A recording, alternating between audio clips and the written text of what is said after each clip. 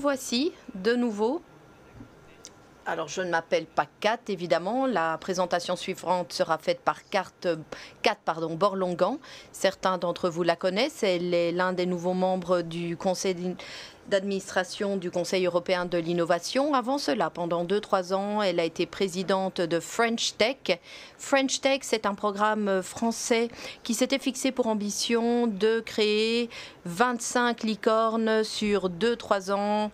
Il y en a 40 aujourd'hui, donc c'est un bon résultat, mais Kat n'est pas là aujourd'hui. Elle était censée faire cette présentation.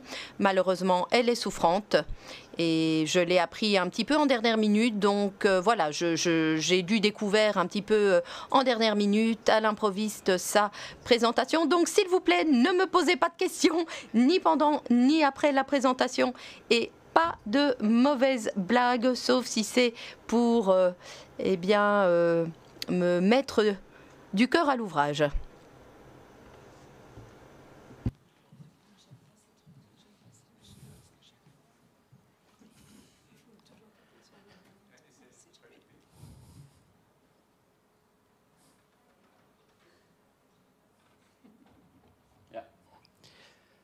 Okay, so EIC, so European Innovation.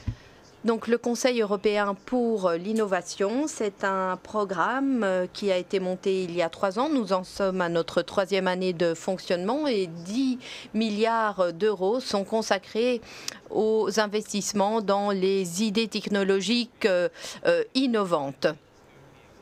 Donc c'est vrai qu'on a constaté qu'il y avait un écart entre le moment où l'entreprise est pensée et le moment où elle prend son envol. Alors vous connaissez certainement Horizon 2020 qui consistait en l'octroi de subventions avec parfois des retards assez importants. La Commission européenne n'est pas forcément connue pour son processus décisionnel rapide et c'est la raison pour laquelle et pour la première fois un conseil d'administration externe est là pour gérer ces subventions. L'objectif est d'être le plus grand investisseur dans les deep tech, donc nous en sommes à un montant de 3 milliards d'euros d'investissement direct. En plus de ça, il y a d'autres fonds. Il y en a un qui porte sur le scaling qui a été annoncé il y a 2 semaines par IAF. Un fonds d'investissement qui est consacré toujours aux startups, mais à un stade ultérieur de l'avancement de leur activité. Puis, il est question aussi de lancer Crowding In. Et à ce stade, eh bien, on a constaté que bon nombre de startups doivent passer à la phase ultérieure de fonctionnement. Et ces investissements, eh bien,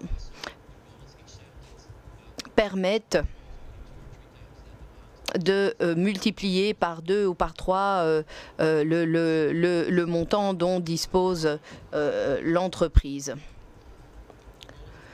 Donc l'objectif est de parvenir à un écosystème. On a beaucoup parlé précédemment du fait que on ne peut pas se lancer seul, qu'il faut du temps pour que l'entreprise fonctionne et l'écosystème est un énorme atout. Et les 2 écosystèmes importants, c'est EIT et EIRC. EIT porte sur les incubateurs. Il y en a 6, un qui travaille sur l'énergie, un autre sur les soins de santé, un autre sur le numérique. Et tous ces incubateurs sont là pour aider les entrepreneurs à faire croître leurs idées. Et puis le Conseil de recherche européen héberge de nombreux lauréats du prix Nobel et regroupe des chercheurs qui peuvent par la suite démarrer leur activité. Et on le voit de plus en plus, l'idée c'est que des chercheurs mettent leurs services au profit des start-up. Et l'idée d'une start-up peut générer une entreprise, mais ça prend du temps. Parfois il y a des start-up qui démarrent avec une bonne idée, il y a parfois plusieurs start-up qui font la même chose, et puis apporter le volet recherche à cette start-up est parfois très judicieux. L'intelligence artificielle peut intervenir plus tard dans le processus et le conseil de recherche travaille aussi à l'inclusion de l'intelligence artificielle. Dans la région flamande, IMICE, ou plutôt IMEC, est une organisation que j'ai présidée pendant 5 ans et travaille sur la base du même principe. 5 universités flamandes ont regroupé 1 millier de chercheurs au niveau d'un fonds d'accélérateur d'investissement pour échanger les idées dont recèlent les startups. Notre programme de travail a été approuvé pour cette année et il repose sur un montant de 1,7 milliard de dollars. C'est le programme de travail pour l'année 2022. Je vous le disais, la réunion du Conseil s'est tenue à Paris la semaine dernière. Alors voilà les 3 phases. Tout d'abord TRL. Alors TRL, eh bien, c'est le niveau technologique, c'est toute la complexité technologique d'une idée ou d'une recherche, et Pathfinder intervient à un niveau très précoce. TRL 1.4, c'est le niveau initial. Vous voyez ensuite que l'on passe à la phase de transition avec TRL 4.6 et Pathfinder travaille avec des consortiums. En général, il y a 2-3 partenaires qui proviennent de plusieurs pays de manière idéale. Ce système repose sur des subventions de 3 ou 4 millions d'euros. Voilà les montants investis généralement pour ce qui concerne la phase de transition. Là, il s'agit d'entités à part entière qui ont un stade de maturité plus avancé. Et puis là, les subventions sont de l'ordre de 2,5 millions d'euros. Et puis le stade accélérateur, on en est à des subventions de 15 millions d'euros et parfois même de 25 millions d'euros. Ça vient d'être approuvé. Donc, ici, il s'agit de promouvoir les idées qui reposent sur la recherche, et le conseil d'administration comprend 20 membres, une bonne égalité de genre, et puis quelques mots-clés, l'écosystème, les partenariats, etc. Le calendrier, la rapidité, je le disais, toutes les subventions peuvent être utiles, mais s'il faut trop de temps pour que la subvention soit octroyée, eh bien la start-up perdra de vue peut-être son marché et la mise sur le marché de son produit. Ici, eh bien, le processus est assez rapide entre l'examen du dossier et l'octroi de la subvention. Grâce à une équipe assez étoffée, nous pouvons accélérer le processus. Donc voilà la composition du conseil d'administration. Nous travaillons sur la stratégie, l'application de la stratégie. Nous regroupons plusieurs profils d'experts, des entrepreneurs, des investisseurs, des chercheurs, des écosystèmes d'innovation. Je vous le disais, nous sommes une vingtaine et autant de nationalités. Quelques idées de Pathfinder. Pathfinder, ce sont les idées à un stade précoce de leur état d'avancement. Vous voyez que 868 projets ont été examinés, 56 ont été retenus. Donc ça fait 6 ou 7% de taux d'approbation. Il faut que l'idée soit bonne, évidemment.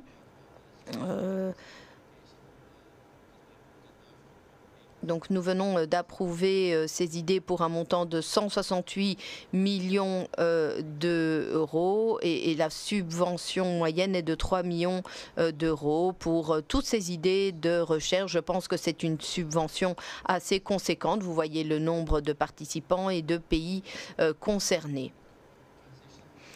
La transition, l'affectation totale, 99 millions d'euros, 13 projets qui ont été retenus. À partir de l'appel à candidature, il y en a 6 par an et la décision est prise sur base annuelle. Pour ce qui concerne la phase accélérateur, 5 000 dossiers nous sont parvenus. 164 entreprises ont été sélectionnées. 96 de ces entreprises disposent de financement mixte, donc une combinaison, une association d'investissement en fonds propres et de subventions. Et puis 5 projets, 5 entreprises reposent sur des investissements par fonds propres. Donc la plupart, comme vous le voyez, eh bien, bénéficient de financements mélangés. Et vous voyez eh bien, le montant total financé. Donc voilà les différents, le classement des différents pays. Et la Belgique occupe la 11e ou 12e place. Voilà, vous voyez le classement des différents pays. La France figure en tête de classement avec l'Allemagne. On voit les autres pays eh bien, qui se démarquent. Alors parmi les critères, la qualité, la recherche, le niveau de technologie, l'application de celle-ci, nous avons ajouté 2 critères. Nous tenons compte aussi de la présence de femmes au niveau de ces projets.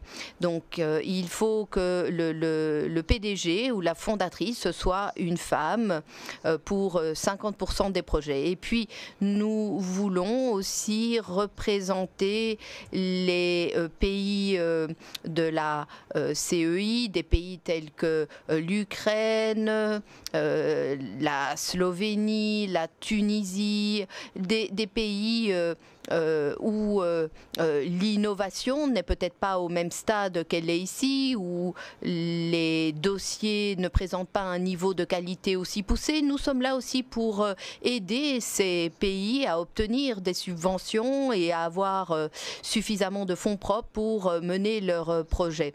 Au niveau des investisseurs, donc, et au niveau des entrepreneurs et de la recherche, si la start-up est portée par une femme, c'est un atout.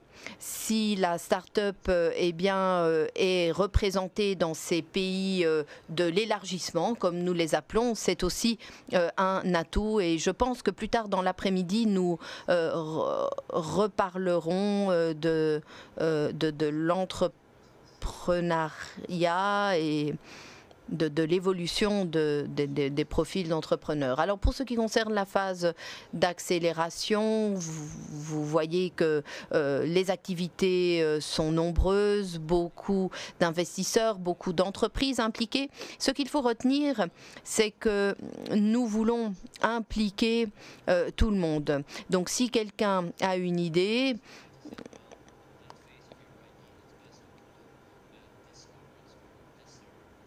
il faut pouvoir interpeller une entreprise ou une start-up ou un centre de recherche. Lorsque vous êtes entrepreneur, que vous vous lancez dans un nouveau projet, il est impossible de suivre tout ce qui se passe. En général, un entrepreneur ne sait pas forcément que son idée est portée par quelqu'un d'autre. Mais il est impossible pour cet entrepreneur en herbe de suivre ce qui se fait. Or, ici, nous sommes là pour voir qui sont les investisseurs potentiellement intéressés ou s'il y a d'autres entrepreneurs qui poursuivent la même idée. Donc nous créons ce matching, nous faisons correspondre les différentes parties prenantes de cet écosystème et nous les mettons en relation. Alors nous avons parlé tout à l'heure des universités américaines. Moi, j'ai vécu 3-4 ans à Los Angeles et dans la Silicon Valley, j'y ai travaillé et j'ai constaté que la conception de financement était très différente. Lorsque vous avez de bonnes idées, les investisseurs se rassemblent, ils examinent ces bonnes idées et de cette manière, ils peuvent financer ces idées. C'est peut-être un peu moins le cas en Europe où, bien souvent, les délais pour obtenir un investissement sont très longs. Il y a 15 ans, on avait le sentiment qu'en Europe, il n'y avait pas suffisamment d'entrepreneurs parce qu'il n'y avait pas suffisamment de bonnes idées. Ce n'est plus la pensée actuelle. On a encore des investisseurs qui interviennent à un stade précoce. On a des licornes, moins qu'ailleurs, mais on en a. Mais ce qui manque, ce qui fait défaut aujourd'hui, ce sont les capitaux de grande ampleur et qui peuvent prendre de l'ampleur rapidement. Les seules licornes belges, en fait, ont des investisseurs d'élite qui sont des fonds américains.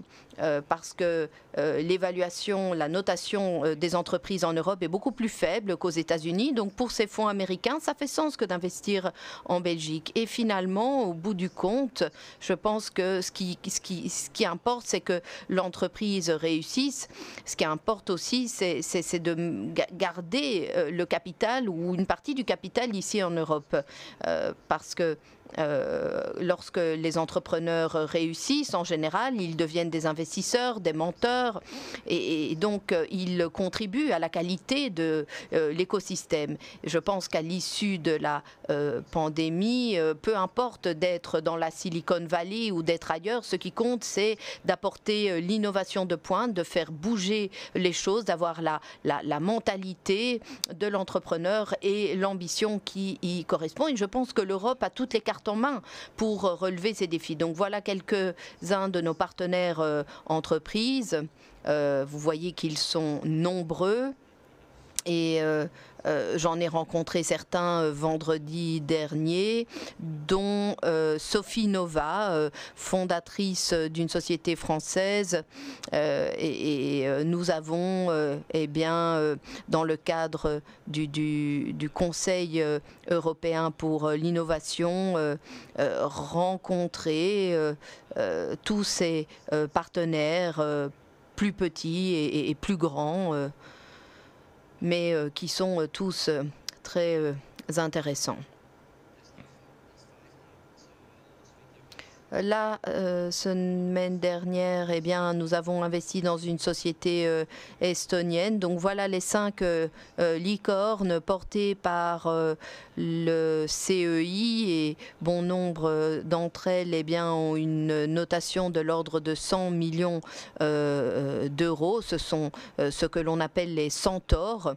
Vous voyez le calendrier, le programme Horizon 2020. Je pense que 2020 a marqué le début du programme et puis là on ne fait qu'accélérer les choses. Voilà les 3 principaux domaines d'impact. Si on se penche sur Pathfinder et accélérateur, où la complexité technologique est moindre, on constate qu'il y a 3 domaines principaux. En vert, c'est tout ce qui est en lien avec la transition énergétique, avec le pacte vert. Et on voit des projets liés à la stratégie de la ferme à l'assiette, des projets dans les véhicules autonomes, le stockage d'énergie. On voit aussi les investissements Pathfinder et accélérateurs, et ils sont nombreux sur cette page. Et puis les projets dans les soins de santé, on en a parlé. Les projets liés aux soins aux patients. Je pense que la crise sanitaire nous a montré à quel point le domaine médical primait. On a constaté une accélération dans ce domaine. Il y a 4 ans, mon fils a eu la mononucléose. À l'époque, moi j'étais avant tout le monde en télétravail pour rester aux côtés de mon fils, et donc pendant 4 ans j'ai été en télétravail. Je puis vous dire que ça ne m'a pas simplifié la vie que d'être en réunion virtuelle toute la journée. Aujourd'hui, même ma grand-mère a un iPhone, et donc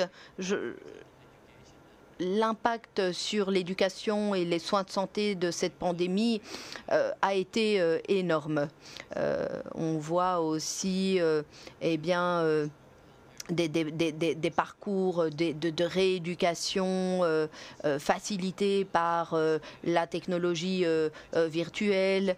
Et puis tout ce qui concerne le numérique, le secteur du numérique, l'informatique quantique, le big data,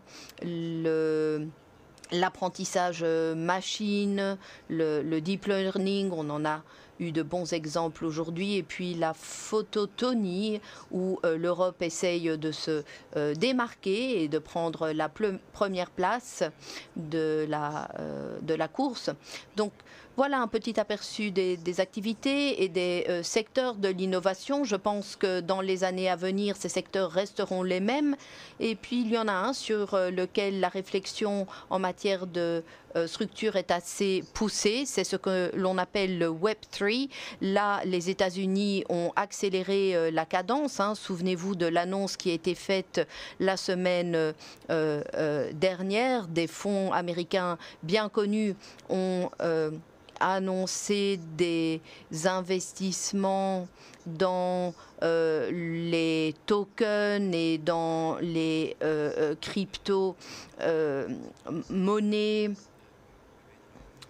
Donc, on a vu que 10 fonds américains, après analyse de plus de 5 millions de dollars, s'étaient engagés dans ce domaine. En Europe, je n'ai rien vu de similaire. Je pense que l'investissement le plus important est de l'ordre de 200 millions d'euros. Et les Américains ont annoncé de plus gros investissements encore la semaine dernière. À un certain moment, l'euro était le leader. Il y a 20 ans, je me souviens que The Economist titrait sur Nokia et sur d'autres acteurs de la télécommunication mobile européenne tels que Ericsson. Skype était aussi un leader dans ce domaine. Il n'y a plus de grands acteurs européens, malheureusement. Le Web3 peut être une forme d'Internet décentralisé, et je pense que l'Europe a un retard à combler et doit emboîter le pas à ce que font les Américains pour ne pas accumuler trop de retard. Voilà, alors peut-être quelques toutes dernières informations avant de terminer cette présentation que je découvre avec vous. Voilà le budget alloué pour 2022. Alors Keith est chef d'unité, c'est lui qui gère ce programme. Le budget pour 2022 est de 1,69 milliard d'euros et l'affectation budgétaire doit avoir lieu cette année. Donc vous voyez les types d'investissements qui seront réalisés. 350 millions d'euros consacrés à Pathfinder, 131 millions d'euros à transition, 1,6 milliard d'euros seront consacrés à accélérateur. Donc on continuera de travailler sur toutes les questions liées aux soins de santé, au pacte vert, au secteur du numérique.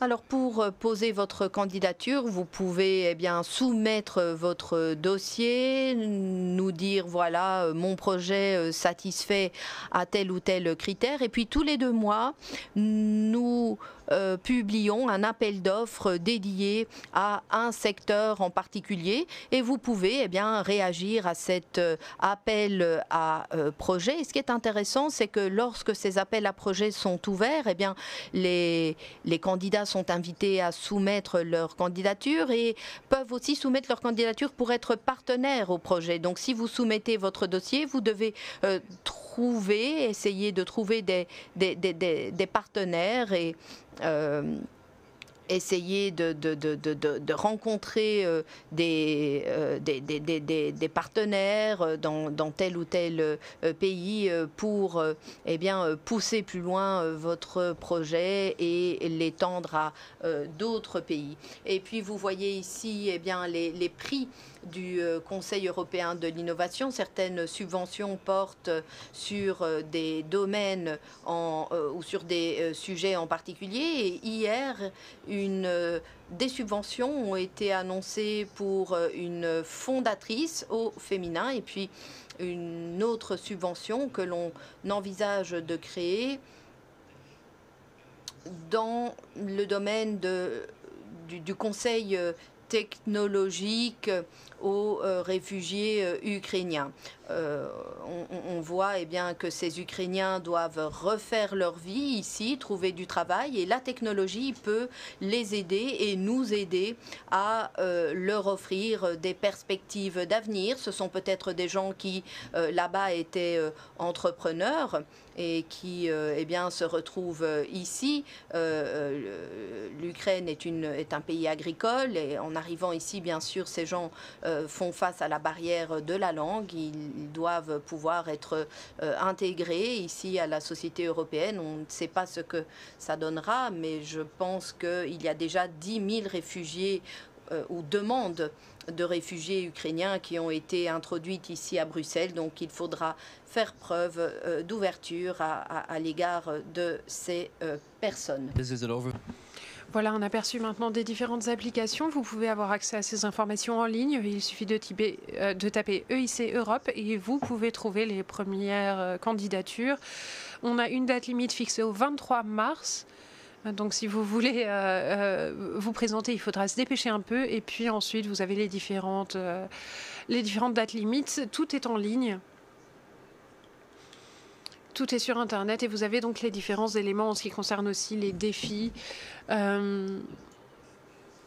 les challenges. Vous voyez qu'il y a des questions liées à la gestion de l'azote et du dioxyde de carbone, quelque chose sur le stockage d'énergie, la cardiogénomique. Donc ça, c'est une thématique. On a eu des belles recherches ces dernières années. Le séquençage ADN et le stockage de données. Et il y a beaucoup d'investissements aussi qui va se poursuivre d'ailleurs dans le domaine de l'informatique quantique. Et vous voyez vraiment qu'il y a divers challenges. On a généralement un défi tous les 2 mois. Donc voilà, n'hésitez pas à aller regarder sur le site. Et ces dernières années, nous avons également cherché à faciliter la tâche aux gens qui souhaitent réussir. Donc, si jamais vous n'êtes pas d'accord, que vous voulez des retours sur votre éligibilité, vous avez la possibilité, il y a une procédure pour obtenir des informations, parce qu'on n'a pas toujours été très clair. Des fois, il y a des questions liées au fait qu'une entreprise est liée à une autre entreprise. Donc, pour les critères d'évaluation aussi, on a des informations supplémentaires disponibles. Ce sont là des entreprises qui n'ont pas gagné, mais qui ont presque gagné.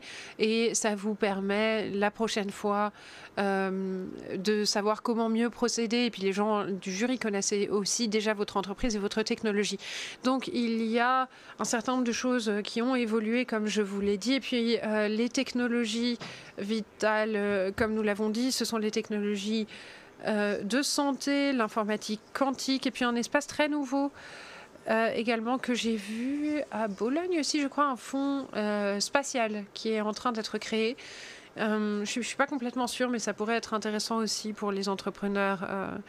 On en a parlé un peu tôt, je crois qu'un peu plus tôt, il y a des présentations qui sont attendues pour les startups dans ce domaine, et puis tout ce qui est lié également à l'innovation énergétique. Les investissements de plus de 15 millions doivent faire l'objet d'une candidature spécifique, mais restent possibles malgré tout. Donc cette année, nous avons donc jusqu'à 15 millions, il y a un investissement possible, et puis ensuite il y a l'initiative de mise à l'échelle avec les 100 licornes potentielles. Donc, je pense qu'on peut tirer les leçons de la French Tech aussi. L'écosystème européen, il y a 3 pays d'où viennent la plupart des licornes, à savoir le Royaume-Uni, l'Allemagne et la France. En Allemagne, il y a beaucoup de choses qui ont été faites avec la recherche appliquée. Au Royaume-Uni, c'est surtout parce que le marché est très grand. Mais la French Tech a bien réussi, je pense, à combiner les efforts entre les bourses de recherche et les investissements. Et ça a permis, donc plutôt que d'avoir une procédure de candidature, il y avait une procédure de traçage des meilleurs investisseurs et des meilleurs entrepreneurs. Et proactivement, on s'est tourné vers les gens qui investissaient déjà par le passé. Et on leur a dit, votre idée nous paraît bonne et on voudrait investir. Donc plutôt que d'attendre que les gens candidatent de manière proactive, eh bien, c'est plutôt proactivement nous qui nous sommes tournés vers les entreprises en disant, nous pensons que votre profil convient parfaitement à cet objectif, et je pense qu'on devrait procéder de la même manière avec le IC, et c'est l'un des domaines dont on a parlé. Comment faire en sorte d'avoir un élément proactif et donc sur la base des informations dont on dispose, avec les pitchbooks, donc les sites d'information que regardent beaucoup d'investisseurs pour suivre les investissements. Donc comment est-ce qu'on peut essayer de déterminer qui donc dans quelle mesure est-ce que les investissements est-ce qu'on a un retour sur investissement, est-ce que les choses se déroulent bien, et détecter ainsi des profils qui nous paraissent être les plus favorables. Et je pense que c'est vraiment comme ça qu'on détecte les meilleurs entrepreneurs et qu'on réussit à créer un écosystème fort et solide. Il y a beaucoup à faire aussi dans le domaine de la diversité et du genre. On est à entre 30 et 50% de femmes, et je pense qu'il faut progresser encore. Je pense qu'au niveau du conseil, on est 50-50, on est à la parité. Et puis en termes de nationalité, on a 20 nationalités différentes, ce qui permet d'avoir une vraie richesse en termes de points de vue différents. Et parfois, on voit les choses sous un certain angle, mais d'autres régions ont une perspective totalement différente, notamment avec les pays du Nord. On a 2 personnes, l'une est l'ancien directeur de Startup Norway et l'autre est à la tête du Conseil de recherche européen, lui est finnois.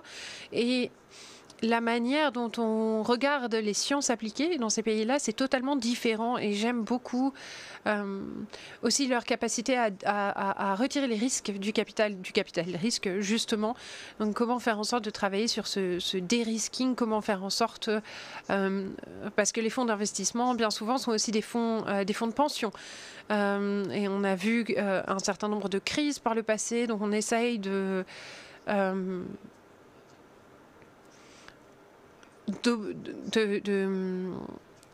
on a pu essayer d'encourager les systèmes publics à investir dans certaines startups. Donc ça, c'est une méthode d'y parvenir. Donc en ce qui concerne les prix également, nous avons le prix pour les innovatrices, un prix d'innovation donc sur la capitale européenne de l'innovation, donc iCapital.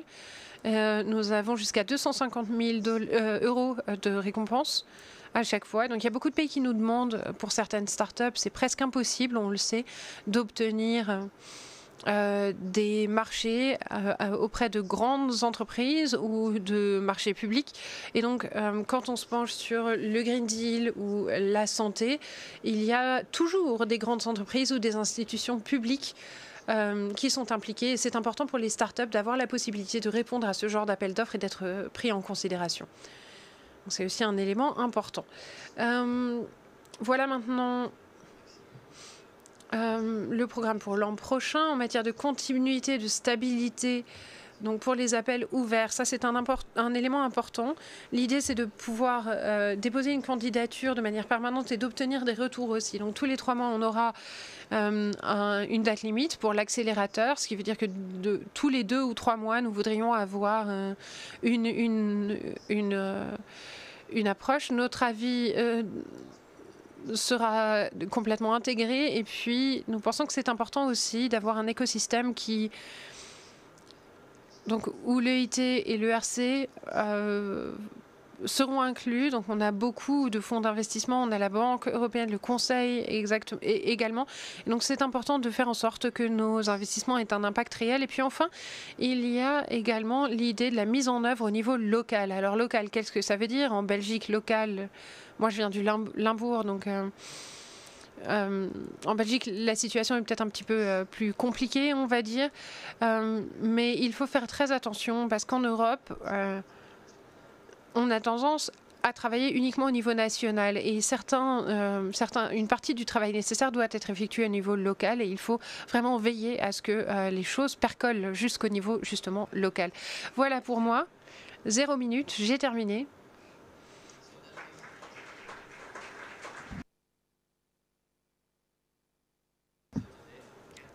Et donc aujourd'hui, j'étais Kat, je ne vais pas être, je vais être Véronica aussi. J'espère que tout cela vous aura donné une idée supplémentaire de ce qu'est l'EIC.